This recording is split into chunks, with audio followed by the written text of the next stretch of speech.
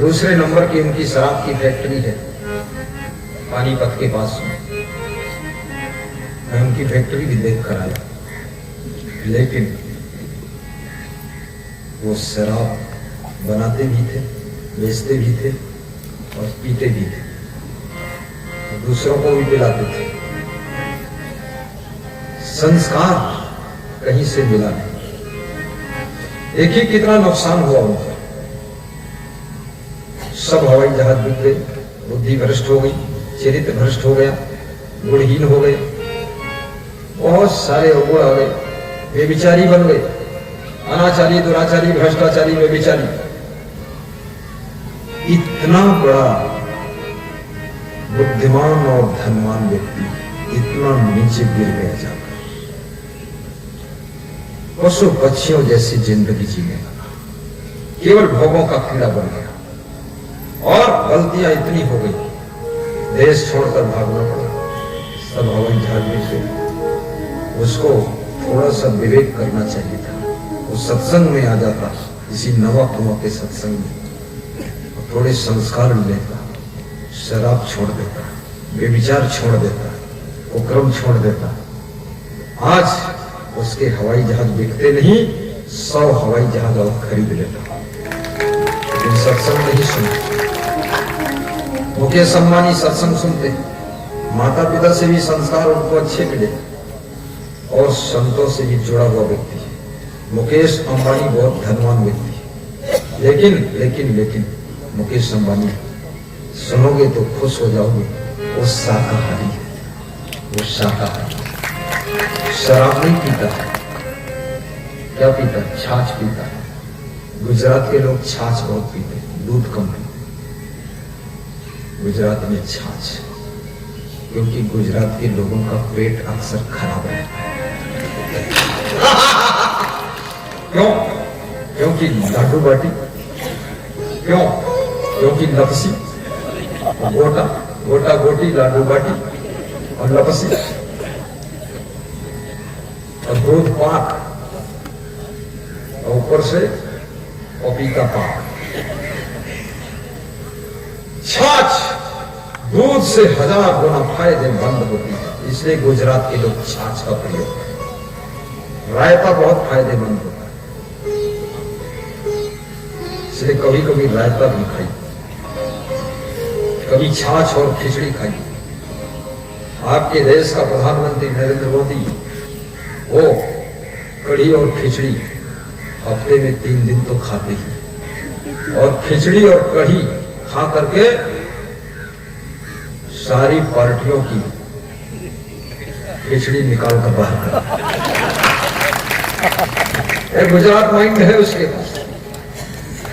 गुजरात में यहाँ की मिट्टी का असर है या हवा का असर है? मैं भी जब से गुजरात आने लगा तब से माइंड बढ़ा। यहाँ की हवा सांस में लो दिमाग बढ़ता है, यहां जिसका दिमाग नहीं बढ़ा अब कहीं बढ़ने वाला है। Management of mind Gujarat, present mind Gujarat. और अन्य प्रदेशों में भी बुद्धिमान है, लेकिन उनका परसेंटेज कम है। बिहार में भी बहुत बुद्धिमान लोग, सबसे ज्यादा भारत देश में IAS अफसर बिहार का है, बहुत बुद्धिमान लोग हमारे साथ बिहार के लोग भी। उत्तर प्रदेश के लोग क्या है?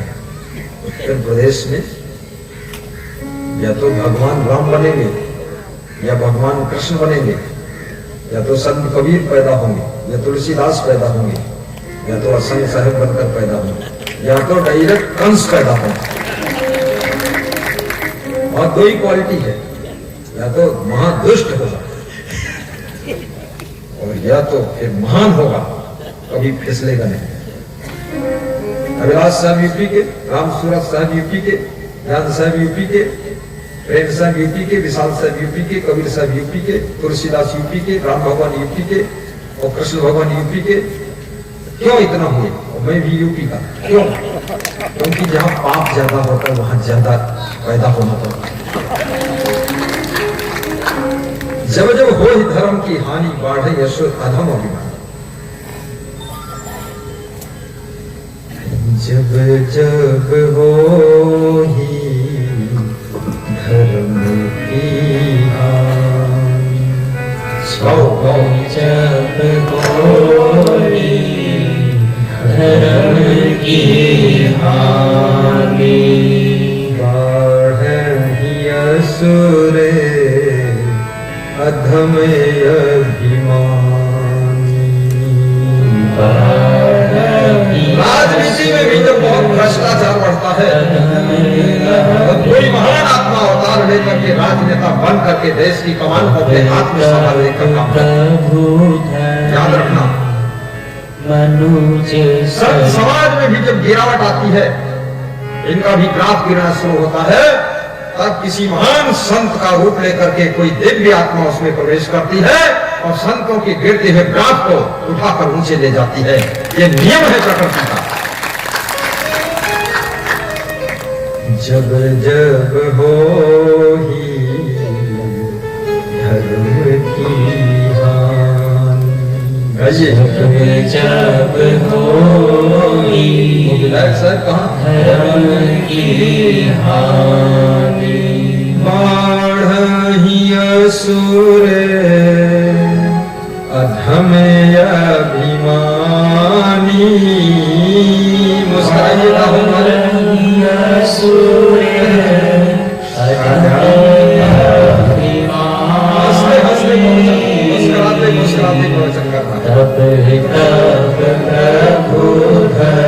देखिए चौपाई क्या कहे, मनुष्य का शरीर कौन धारण करता, प्रभु प्रभु कौन भगवान। ये भगवत सत्ता मनुष्य के रूप में आती है। कभी नारी के रूप में नारायणी का जन्म होता है, कभी नर के रूप में नरोत्तम पुरुषोत्तम का जन्म होता है। और याद रखना, कभी साधारण मनुष्य के घर में कोई भगवान का जन्म होता है। सकल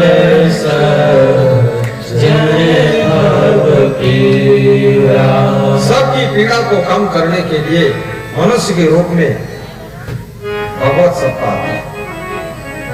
कभी बिजनेस जब डगमगाता है, व्यापार के क्षेत्र में, उद्योग के जगत में भी कोई दिव्य आत्मा भगवत सत्ता का रूप लेकर आती है और गिरते हुए उद्योग जगत को ऊपर उठाती है।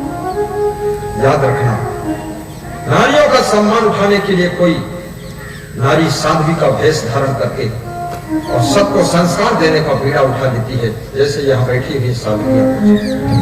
लेकिन याद रखना, जीवन में कुछ करना है। 14 वर्ष के वनवास में राम के जीवन में कभी भी, रामायण में कहीं भी मैंने ऐसा नहीं पढ़ा कि राम भगवान बहुत ज्यादा बीमार हो गए, काम बंद हो गए। कुछ थोड़ा बहुत बीमारी हुई होगी तो जड़ी बूटी पीट पीट के खी, लेकिन ज्यादा बीमार मत हो। और बीमारी से अगर बचना चाहते हो, बस एक ही उपाय, अगले साल बताऊंगा, 1 साल बीमारी भोगो, अभी बता दूंगा। ये तुम सोचोगे असली बात कर रहे, नहीं फालतू बात करते हैं। बीमारी से बचना है। नंबर 1, भोजन जल्दी जल्दी मत खाए। कितने लोग कमंडल भर खीर उठाकर पी लेते हैं, गलत बात। आराम से खाइए, प्रसन्न होकर खाइए, गुस्सा में मत खाइए, नाराज होकर मत खाइए, और बनाने वाले को धन्यवाद दीजिए। रोज यदि गलत बनाता है तो महीने में 1 बार उसको समझा दीजिए, लेकिन बाकी धन्यवाद दीजिए। और धीरे धीरे खाइए, चबा चबा कर खाइए। आयुर्वेद कहता है, एक टुकड़ा जब मुंह में डाले उसको 32 बार चबाना चाहिए, 32 बार चबाना चाहिए। लेकिन 32 बार तुम नहीं चबाओगे, कम से कम 16 बार चबाना चाहिए। 16 बार नहीं चबाओगे, हम जानते हैं तुम ज्यादा फास्ट होशियार ज्यादा, तो कम से कम 12 बार चबाना चाहिए। और जब चबाते हो तो आपके मुंह में जो लार है, लार समझते हैं? लार जो पानी जैसा बनकर टपकती कभी कभी, जिसके मुंह में लार खूब बनती है और जो लार को घूंटता रहता है, थूकता नहीं है, लार को घोटना चाहिए। ये लार, ये मुंह का लारवा, ये जब भोजन में मिक्स होता है तो भोजन 40% आपके मुंह में ही हजम हो जाता है, 40%। फिर आगे जब जाता है तो 60% आंतों को हजम करना पड़ता है। और जब तुम जल्दी जल्दी खा लेते और मुंह की लार, मुंह का लारवा उसमें मिल नहीं पाता, मिक्स नहीं हो पाता, तो 90% आंतों को मेहनत करना पड़ता है। लार एक प्रकार का केमिकल है, ये हजम करने का काम है। फिर आगे जब भोजन पहुंचता है, जठर रस, आग्नेय रस, पित्ताशय रस, पाचन रस, आपके शरीर में 1 घंटे में 60 ग्राम पेट के अंदर लिक्विड रस बनता है, 60 ग्राम। तुम सोचते हो गुरु जी डॉक्टर भी है, वास्तव में डॉक्टरी पढ़ा भी, और 1440 ग्राम वो 24 घंटे में बनता है। और वो तुम्हारे बनाने से नहीं बनता, वो अपने आप बनता है, ये ऑटोमेटिक मामला है। ऐसा नहीं कि तुम बटन दबाओ तभी स्टार्ट हो, तुम्हारे अंदर में होता रिमोट सिस्टम, ये तो तुम स्टार्ट ही नहीं करते, वो बंदे रह जाते, क्योंकि तुम्हारा काम सब उल्टे पलटा है, अपने आप बनता है। और वो किस लिए बनता है? भोजन को हजम करने के लिए बनता है। तेजाब जैसा होता है, जैसे खीरा, ककड़ी, मूली, गाजर कढ़ाई में आप पकाइए तो कितना आग जलाना पड़ता है, गैस कितनी खोलनी पड़ती, तब जाकर वो पकता है 1 घंटा, आधा घंटा। और ये आपके पेट के अंदर कितनी आग है, सोचो, बहुत बड़ी आग है इसके अंदर, जठराग्नि, पाचन अग्नि, कि आप कच्चा खीरा खा लेते हो 3 घंटे में सब हजम, कच्ची मूली, कच्ची गाजर, कच्ची ककड़ी, सब हजम। तो सोचिए अंदर कितनी आग जल रही है, दहक रही है आग, और वो सिर्फ बचाने के लिए। और जब तुम कुछ खाते नहीं हो ना, तो वो जो सब रस 24 घंटे में 1440 ग्राम तैयार हुआ, 1.5 लीटर करीब, वो फिर एसिड में बदल जाता है, फिर तेजाब में बदल जाता है, फिर आपको बदन दर्द होगा, सिर दर्द होगा, आंखों में दर्द होगा, बहुत सारी बीमारियां फैलेंगी। इसलिए व्रत रहने वालों से भी व्यास दादी कहती है, दूध संपूर्ण आहार है, अगर अन्न का व्रत रहना थोड़ा दूध का सेवन कर लेना, अगर दूध का व्रत रहना तो थोड़ा फल का सेवन कर लेना, अगर फल का व्रत रहना थोड़ा जल का सेवन कर लेना, अगर जल का भी व्रत रहना तो दाल चावल सब्जी रोटी प्रेम से खा लेना।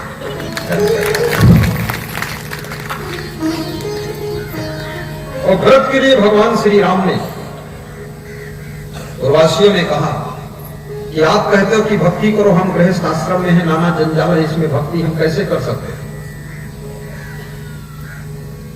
तो राम कहते हैं, अरे पूर्वासियों, भक्ति तो गृहस्थी की नहीं है, संत लोग तो विरक्ति करते हैं, भक्ति तुमको ही करना, ये नाना जंजाल के दुखों से बचने के लिए भक्ति है।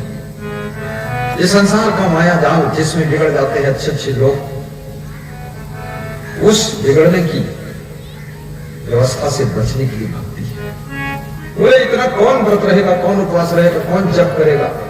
अपन तो छुट्टी नहीं है, पत्नी से छुट्टी नहीं, पति से छुट्टी नहीं, उद्योग से छुट्टी नहीं, व्यापार से छुट्टी नहीं, और ना तो रजा मिलती है सर्विस में। इतना कौन भक्ति करेगा, माला फेरो, ये करो वो करो, जपो।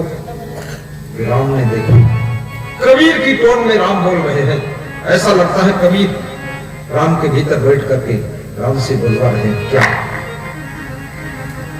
लोग कहते हैं कबीर ये नहीं मानते, वो नहीं मानते, राम क्या है? आप देखिए रामायण का उदाहरण, कहो भगति पथ कौन प्रयासा, कहो भगति पथ राम ने भक्ति के मार्ग को सरल कर दिया, कबीर ने भक्ति के पथ को बहुत सहज कर दिया। कोई झंझट नहीं। ये तो उलझन लोग तैयार करते हैं, फालतू फालतू नया नया गुरु पैदा होता है, लफड़ा बढ़ाता रहता है। भक्ति का मार्ग बहुत सरल मार्ग है। योग नमक जप तप उपवासा, योग नमक जप तप उपवासा। राम कहते हैं प्रवासियों, भक्ति के मार्ग में योग नहीं करना, अष्टांग योग भी नहीं करना, और ना तो जप करना, ना तप करना, ना यज्ञ करना, मत माने यज्ञ हो, और ना तो उपवास रहना। अरे तो भक्ति में क्या करना? फिर भक्ति है क्या चीज जब ये कुछ करना ही नहीं है? तो भगवान श्री राम भक्ति के मार्ग पे चलने वालों को बहुत सरल मंत्र दे रहे हैं। क्या? प्रथम भक्ति संतन कर संगा, दूजे रति मम कथा प्रसंगा, गुरुपद पंकज सेवा, तीसर भक्ति चौथी भक्ति करे कपट तजिगा, मंत्र जाप मम दृढ़ विश्वासा, पंचम भक्ति सुवेद प्रकाशा, छठतम शील विरति बहु कर्मा, निरत निरंतर सज्जन धर्मा, सतुई सब मोह में जग देखे, मोते अधिक संत कर लेखे। राम कहते हैं संसार के नर नारियों को राम और सीता के समान देखना। सिया राम मई सब जग जानी, करो प्रणाम जोरी जुग पानी। और अगर संत मिल जाए तो मोते अधिक संत कर लेखे, सतुई सब मोह में जग देखे। संतों को मुझसे भी बड़ा देखना, वे महान है। मैं भी संतों को दंडवत प्रणाम करता हूँ, क्योंकि संतों को जो दंडवत प्रणाम करता है, जन्म जन्म के कर्मों के दंड से भी छुटकारा पा जाता है। और याद रखना, संत को प्रणाम करने का परिणाम बहुत भारी मिलता है, इसलिए प्रणाम करना चाहिए।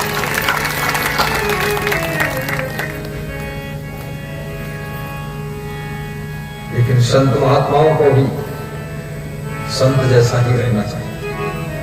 इतने संत महात्मा साधु भेष बना करके उल्टा पलटा काम करते हैं, बदनामी होती है। अच्छे संतों के ऊपर भी श्रद्धा हट जाती है, और स्वयं को कोई बापू बोलता, कोई बाबा बोलता, बाबा लापा छापा बापू साधु। अरे यार ये लफड़ा मत बनाओ, तुम बछड़ा पाल के बैठे हो, बवाल बनाते हो, तुम्हारी लुटिया डूबी, साथ में हमारी खटिया डूब गई।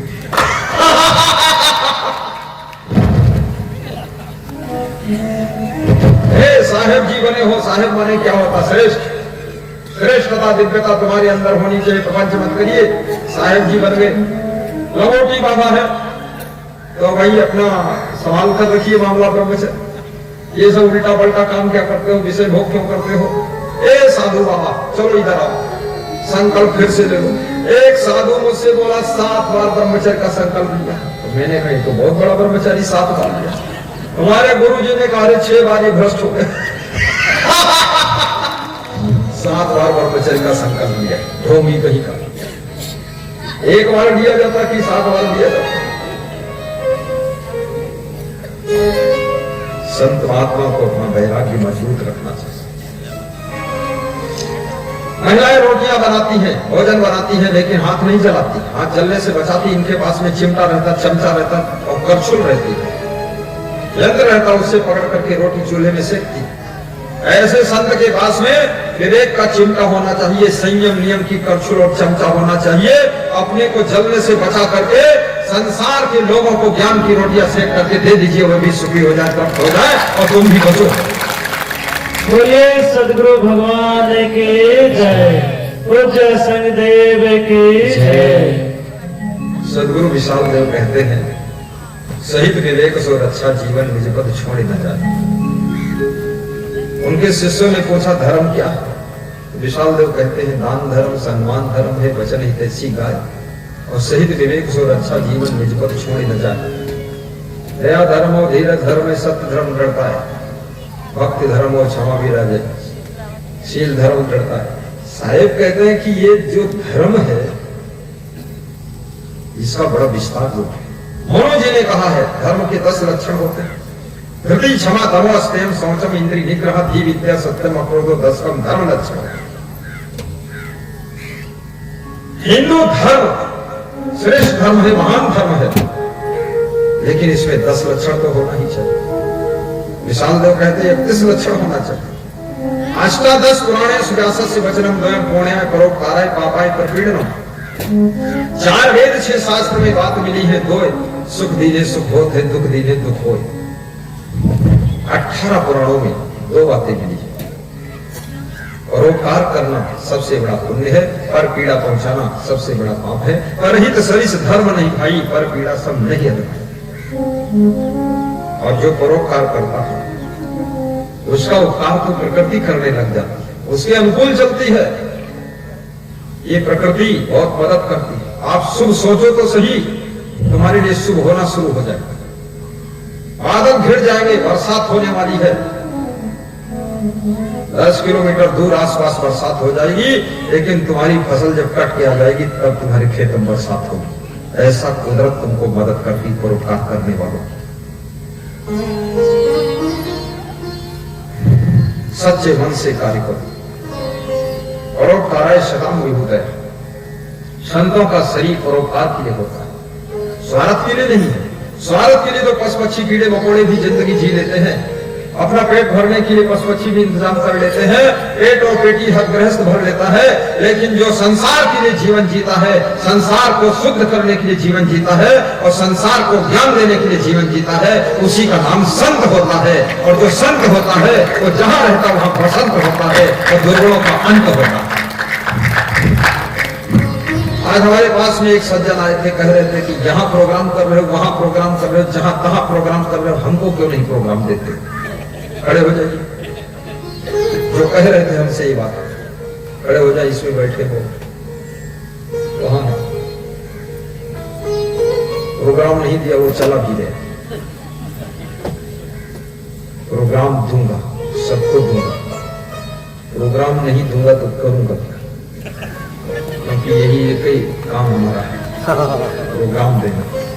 सबको ज्ञान दूंगा, सबके लिए ही जन्म हुआ है। अपनी आराम के लिए केवल नहीं, दूसरों को भी आराम देना है। मन से परेशान है दुनिया, अपने नेचर लेक्चर पिक्चर स्ट्रक्चर से परेशान है दुनिया, कैरेक्टर से परेशान है दुनिया। इस परेशान दुनिया को सुख शांति देने के लिए संत को सत्संग करना चाहिए, दर्शन भी देना चाहिए और संत महात्मा को अपना सुंदर चरित्र बनाना चाहिए। कबीर साहब भी कहते पूरा साहिब से ये सब कुछ पूरा हो, ओछे से नेह लगाए कि मूल हम आवे खोए। जिनमें साधना की पूर्णता है, वैराग की पूर्णता है, जिसमें त्याग तत्व की पूर्णता है, उनकी सेवा कीजिए। अगर ओछे से नेह लगाओगे तो आपकी जो मूल श्रद्धा है वो भी खो जाएगी, क्योंकि उसके आचरण देखोगे तो आपको ठेस लगेगी। ये क्या करता है?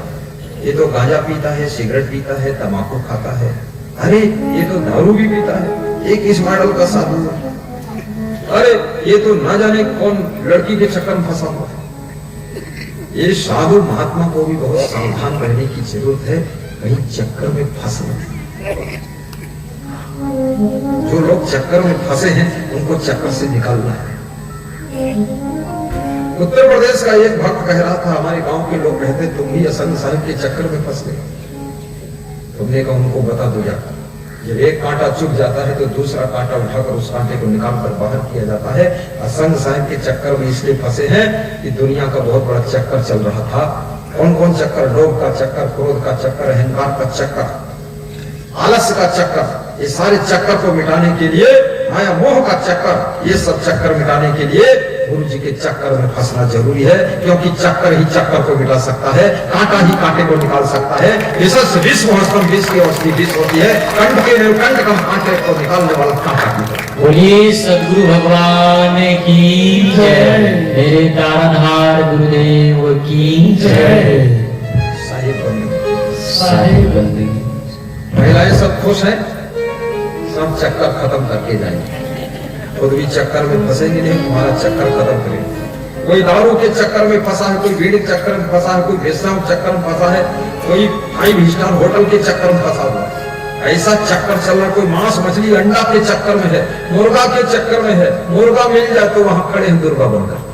अरे नहीं जी, सारे चक्कर मिटा दो, दाल चावल सब्जी रोटी खाइए, मुस्कुराइए, फल फ्रूट खाइए, सारा जीवन उच्च विचार शाकाहारी लाइफ होना चाहिए। ये सब चक्कर मिटाने के लिए ही गुरु के चक्कर में पड़ना है आपको। आवागमन का चक्कर मिटाना, जन्म मरण का चक्कर मिटाना है, इसलिए गुरुदेव के चक्कर में पड़ना है। लोग सोचते हैं इतने लोग सत्संग सुनने आते हैं, इतने लोग यहाँ बैठे भी हैं, इनका टाइम बर्बाद होता है। अरे टाइम, ये लोग महान हैं, इनका टाइम बच रहा, इनका पैसा भी बच रहा। क्यों? क्योंकि अब ना ये दारू चक्कर में फंसेंगे, ना मांस मछली चक्कर में फंसेंगे, तो पैसा भी बचेगा। और दारू जब नहीं पिएंगे तो टाइम भी बचेगा, नहीं तो बेहोश नाली में पड़े रहेंगे। और जुआ के चक्कर में नहीं फंसेंगे तो युधिष्ठिर जैसा अपमान भी सहना नहीं पड़ेगा। अरे गुरु के चक्कर में जो फंस गया, दुनिया का सारा माया चक्कर खत्म हो जाता है। और जब चक्कर खत्म हो जाता है तो मुक्ति और शांति प्राप्त हो जाती है।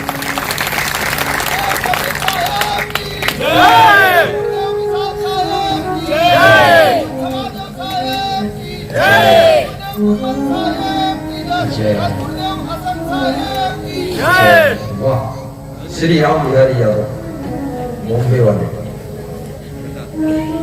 घर इनका उत्तर प्रदेश में, दमदार आदमी, गुजरात का आदमी, कभी कोई जय बोला ही सब ऐसे न जाने कहां पर आ जाए। उठ के बोलना चाहिए ना, सुरेश चौधरी बोल दे, हेलो वाला हिलाता। हाँ, ये स्वरूप भाई बोल दिया अहमदाबाद।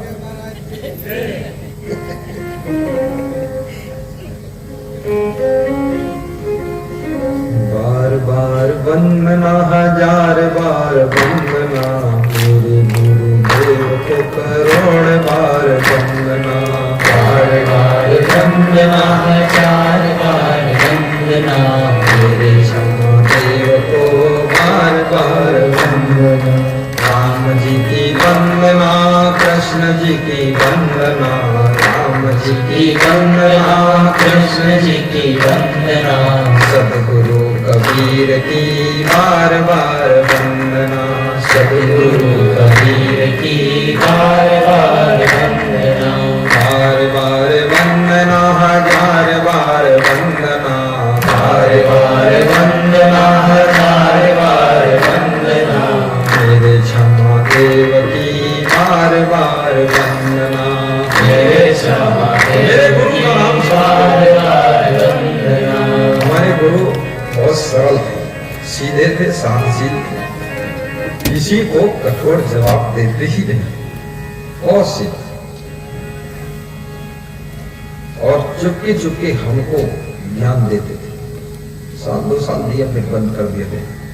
हमने एक दिन पूछा कुछ और ज्ञान दीजिए, बोले जितना दे दिया उतना ही बहुत है, और दे दूंगा तो आश्रम में छोड़ के तुमको जंगल में चली जाओ, इतने काफी है। और बहुत प्रेम भी दिया। हमारे आश्रम के संचालक पूज्य श्री गुरुमन देव जी ने हमें बहुत मार्गदर्शन दिया, प्रवचन करना उन्होंने सिखाया। जबरदस्ती हमको बिठाते थे, प्रवचन करवाते थे और सामने बैठकर मुस्कुरा कर सुनते थे। हमने पूछा, आप मुस्कुरा कर क्यों सुनते? बोले इसलिए सुनते हैं ताकि तुमको लगे कि बहुत अच्छा प्रवचन कर रहा हूं, इसलिए मुस्कुराता। और उसके बाद कमरे में जब जाता था तो आते थे और समझाते थे कि जल्दी जल्दी क्यों बोलते हो, धीरे धीरे क्यों बोलते हो, तेज आवाज में थोड़ा बोलो, और बोलते बोलते गंभीर क्यों होते हो, सीरियस नहीं होना चाहिए, थोड़ा प्रसन्न होकर बोलो, हाथ ज्यादा नहीं उठाना चाहिए, धीरे उठाओ, हाथ बिल्कुल नहीं उठाए, थोड़ा उठाओ भी, इस सब बताते। फिर कहते थे तुम मेरी बात को सुन लेते हो इसलिए बता देता हूं, अगर तुम असंतुष्ट होते तो नहीं बता। बोले एक दिन तुम याद करोगे कि मुझे समझाने वाला कोई था, और वास्तव में जीवन को सही दिशा देने का जो काम करता है उससे बड़ा आपका उपकार करने वाला कोई नहीं, कोई नहीं। तो जिसके जीवन की दिशा ठीक है उसकी दशा ठीक हो जाती है, और जिसकी दिशा बिगड़ गई उसकी दशा बिगड़ जाती है और दुर्दशा हो जाती है। इसलिए जीवन की दिशा केवल अच्छे महान पुरुष ही दे सकते हैं। आपके पवित्र माता पिता दे सकते हैं। उनकी बात को सुनना चाहिए, मानना चाहिए और बुजुर्गों का आदर करना चाहिए। इतने लोग सोचते हैं जो खराब हो गया, नौकरी होगी, इसका आप क्या जरूरत, घर में वृद्धाश्रम में छोड़ दो, चल कर। कमाल है, वृद्धाश्रम में मत छोड़ना अपने माँ बाप को, सास ससुर को, अपने घर में रखो, सुंदर कमरे में रखो। तो ऐसे कमाते हो, एक सेवक भी लगा दो, वेतन पर लगा दो, सुबह शाम तुम देख रेख करो, बाकी समय वो सेवक सेवा करे। 10,000 महीना दे दो उसको, घर ही में आनंद दो। थोड़ा थोड़ा उनको खिलाते रहो, ज्यादा मत खिलाओ, लेकिन थोड़ा थोड़ा, थोड़ा रबड़ी भी खिला दो 1 चम्मच, और थोड़ा गुलाब जामुन दे दो, खाइए। घर में कुछ बनाइए, सबसे पहले उनको भोग लगवाइए, क्योंकि बुजुर्गों के त्याग और तप से तुम्हारे घर के सभी लोग सुरक्षित रहते हैं। इस बात को याद रखना। एक बस नेपाल जा रही थी, उसमें 60 सवारी बैठी। नेपाल में पानी